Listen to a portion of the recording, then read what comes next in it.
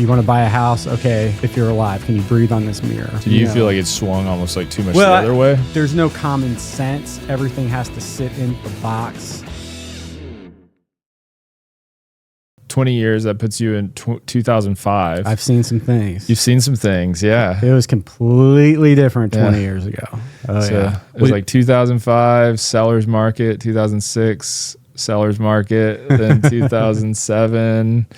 Like what? Like that had to be like such a wild transition. Yeah, like, I mean, it's not so much the seller to buyer market that was the biggest shock. The biggest shock is kind of what we used to be able to do, versus what we can do post 2008, 2009. Yeah, I mean, 2005. I hate to say it. I mean, we had jokes that, hey, you want to buy a house? Okay, let's see if you're alive. Can you breathe on this mirror? Right? Will your breath show up? Okay, you're good to go. you can have a house. 100% financing. The 100% financing is always what gets me. Yeah, we could do 100% financing for investors. Wow. We could do 115% for owner occupied for some people. So you would get not only the full price, you get your closing costs and then a little bit of spending money for rehab work or because whatever. Why not? Yeah. Yeah, and I think the reason behind that was that it's an appreciating everybody asset. expected home values to appreciate, right? Yeah. So as long as you don't need to sell in the first couple of years, you're going to be just fine. Yeah. But learned out kind of the hard way. That's not really how it worked. Mm-hmm. Also, loan programs out there. There were stated income, stated asset. I don't know if you've ever heard of those. Basically, you hand your client the application to fill out, and they put on the application what their income is, put what they have in the bank, and you roll with it. There's no collecting pay stubs, no collecting W-2s. I think if I recall correctly, we did have to call and actually verify they were employed. But beside from that, there was none of this income verification. Exactly. Yeah. None of the due diligence. It's amazing. It almost just feels like how, in the 1950s your doctor smoked. It's just like looking back on it in retrospect, it feels so just foreign to be like that. That the rules were that loose, but I feel like I always get this wrong, but wasn't like sort of the home mortgage as a financial instrument, wasn't it created in like the 1970s? 60s or 70s, yeah. Okay. Yeah. Because it's almost like we had to learn that lesson the hard way. It took a long time. Yeah. But yeah, here we are, and I mean, you know how hard it is to get some people qualified who, even some people that should get qualified, common sense has gone out the window in lending. So do you feel like it's swung almost like too much the other way? Or I mean, I'm not going to say it's swung too much the other way. I think it has tightened up to a point where it had to tighten up, right? Mm-hmm. But there's no common sense. Everything has to sit in a box. It has to be able to be sellable on the secondary market through these Fannie Mae, Freddie Mac guidelines, right? So, I mean, just a simple example, if you take debt to income ratio, Fannie Mae, Freddie Mac have a hard line at 49.99% on a debt to income ratio. That means if you are 50% or 50.1%, you can't get approved. And this could be someone who makes, let's say you make $1 million, right? So your income level is fine. Yeah. Right? Even if you're spending half of your income, $500,000, your debt to income ratio is at 50%. Even if you still have another $500,000 to spend, you can't go get a loan for $200K because even though you have $500,000 in income to service that loan, you're not allowed to use that because of that because there's a hard technicality, line. Yeah. that hard line. And it's not the millionaires that are being hurt. That's just an example I throw out there. I mean, it happens more often. We see first-time home buyers who more or less, and you know the market now, it's hard to find a livable house for under $200,000. Yeah. Right? But these people are paying $1,800, $1,900 a month in rent, doing just fine. Their credit scores are fine. They go to buy a house that's maybe $1,600, $1,700 on payment, and we can't get them approved because the debt to income ratio is too high. Yeah, we're saying that, okay, you make $3,000 a month, but we can see in the debt that you have that $1,500 is gone, or a little more than 50. So you're over that 49%.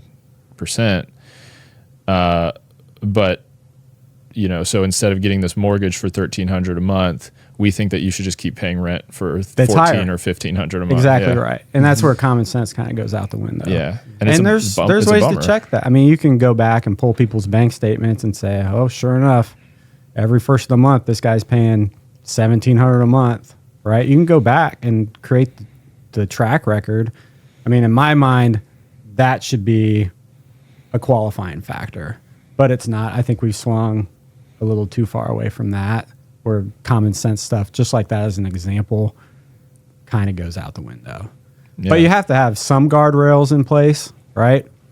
Yeah. So, I mean, they could say, okay, David, well, we'll bump the DTI to 55%.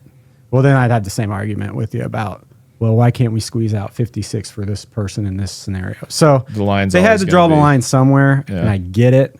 It's just you're trying to take a one-size-fits-all to everyone's unique position, and it's a tough thing to tell people when I get an application and say, hey, credit score is great, you got the down payment, but I can't do anything unless you dial back your search to 150,000, right? Yeah. And then they say, well, I've looked at 150,000. If I buy a house at 150,000, I have to be in an area where I don't want to be, or I have to buy a house that I don't have the money to fix up. Right. Yeah, you're making me live in it's those people that fall in that bucket that you kind of feel for.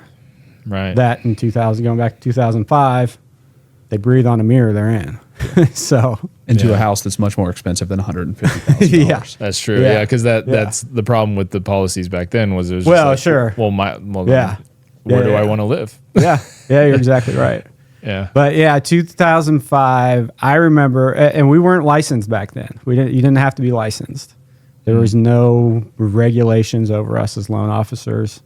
I remember I was at a brokerage. We were in Broad Ripple on right next to Connor's Pub. So our lunches were, martini lunches, and then some people would go out after work. There was one guy they hired that we caught sleeping in the office because he didn't have a home himself. So just to show you. Did he know that he could get 100% financing? Apparently this guy couldn't.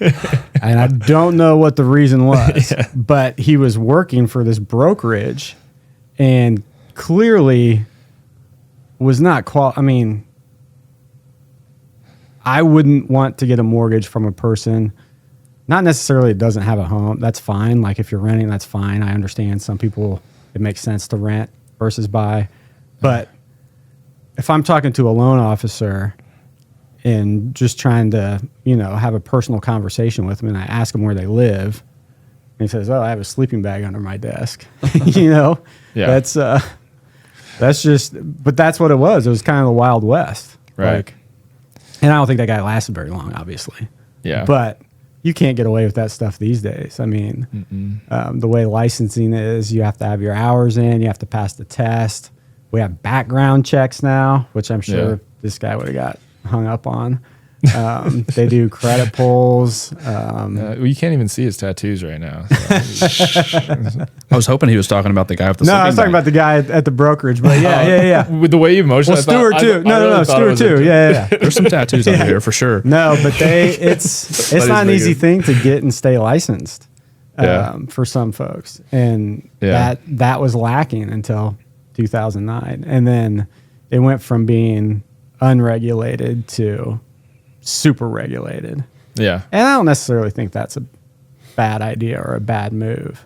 Yeah, it got rid of a lot of people who shouldn't be doing it, and the main players who were exploiting those programs that, I can probably count on my hand how many, I guess we'll call them questionable loans that I did. I primarily did your FHA, VA, conventional, always have. That's always been kind of my sort of forte, I suppose. That's just what I've always focused on in the purchase world. Mm-hmm. But if you had a client back then coming to you and couldn't get qualified those normal ways, if I didn't talk to them about that program, someone else would get paid. They'd still get in the house. So, you kind of find a way to justify it in your head.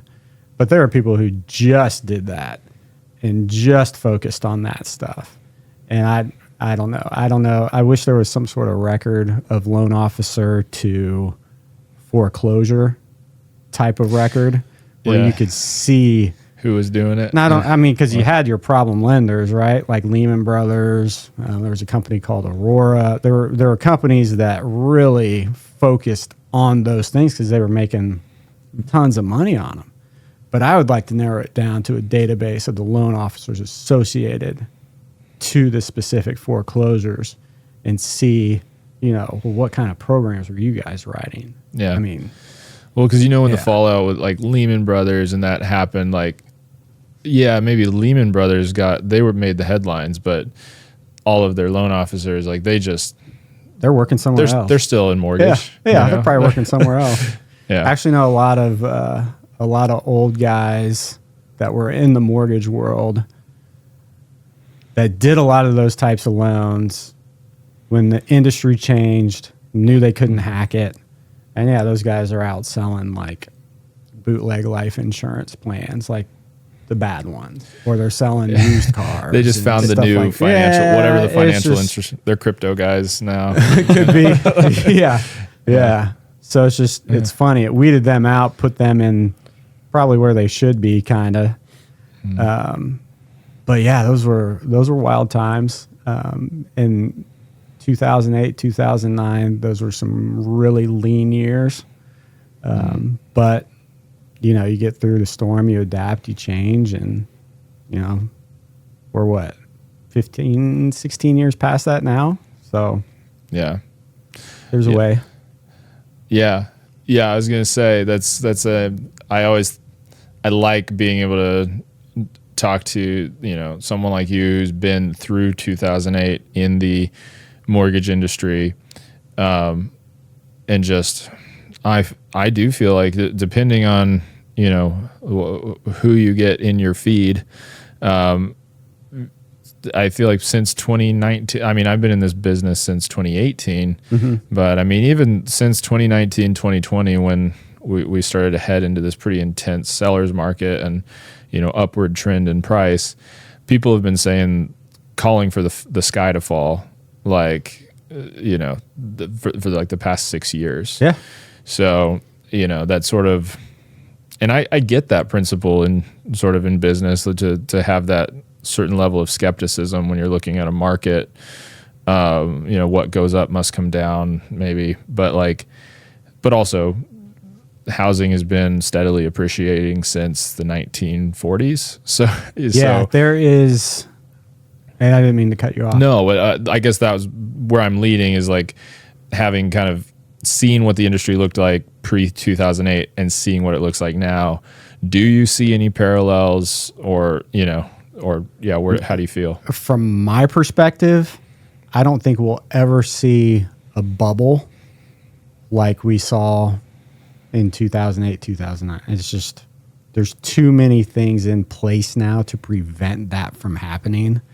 You know, the fact that you as the buyer have to have a down payment, have to have skin in the game. I don't care if it's down payment assistance. You're still having some equity from somewhere, so you've got a little bit of wiggle room.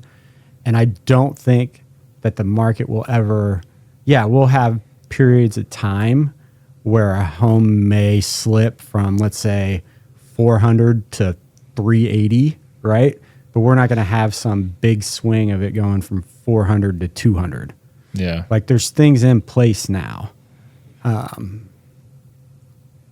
The fact that lending is difficult, right? And you have to go through this rigorous process and you have to have skin in the game. And it's just not, I don't see it happening. What happened was way too many people got financed for things they shouldn't have got financed for. Yeah. The bottom fell out. Those people didn't have much skin in the game. They walked away, right? That's what's created this huge foreclosure bubble. Huge foreclosures of your neighbors drag your values down, right? Mm-hmm. There's just an overabundance of supply. Exactly right. It's just, I just don't see a scenario in this industry where that happens again, barring some weird catastrophic event that is unrelated to the industry, right? Yeah. COVID-19, right? Like just surging things. Something global pandemic. Well, that's a very interesting, like, that's a catastrophic event that sent our industry skyrocketing. Like so it actually made borrowing money extremely cheap, right? And so people could borrow more, buy more of a house, and have a lower payment, right? Those are those 2% and 3% interest rate days that we will probably never see again. Yeah. Clinging on to mine. Same. I'm never moving. Yeah, exactly. So I just don't see, with COVID was interesting. And a lot of people thought the sky was falling, right? Mm-hmm. But I think in hindsight, looking back on it, it was kind of just a blip. Granted, COVID will be here forever now, right? And we all kind of get it every once in a while. Mm-hmm. And it's maybe not as big and scary as we all kind of thought it was. But it brought rates down, right? It allowed people to borrow money cheaply. And even if we have another similar event, I would imagine it's going to play out the same way. The only other thing would be if tons of people lost their job, right? A lot of people pivoted and worked from home during COVID, right? Still employed, still making money. If something should happen where people can't work, right? And there is no money and it is a big global thing and our economy tanks because of that, well then, that could cause issues with people making home payments. Yeah, but at that point, maybe the housing market's probably the last thing you're worried about. You're just trying to survive probably at that point. You can check out our full library of episodes wherever you get your podcasts.